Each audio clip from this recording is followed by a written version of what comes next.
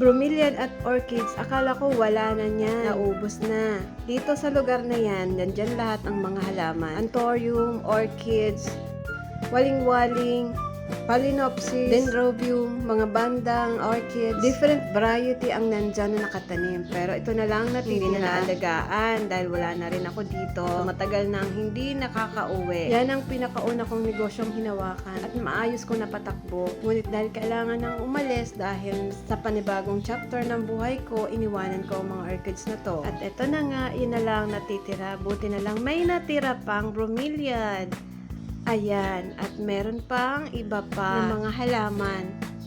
Maaalagaan pa rin naman yan, paparami pa naman yan eh. Kulang na kulang ang oras ko sa bakasyon, kaya nagdala na lamang ako para hindi tuloy ang mamatay. Sana nga itong dala ko ay hindi mamatay dahil sa init ng araw dito sa bahay. Ito sa Rizal. Sana nga dumami pa ito at maparami ko. Wala lang talaga akong space dito sa bahay. Ang liit. Kasi tabi-tabi kami dito. Sana maparami ko pa nga ito. Kahit ko konti na lang. Kahit ko konti na lang, pwede pa rin naman yun paramihin kasi ang halaman, 50 times mo talaga siyang mapaparami. Marami akong training na inattend noon. Marami akong taniman na napuntahan na pagkalalaki. Kalahating ektaryang taniman ng banda, napuntahan ko rin yan. Pati na Anthurium. Hanggang dito na lang. Bye!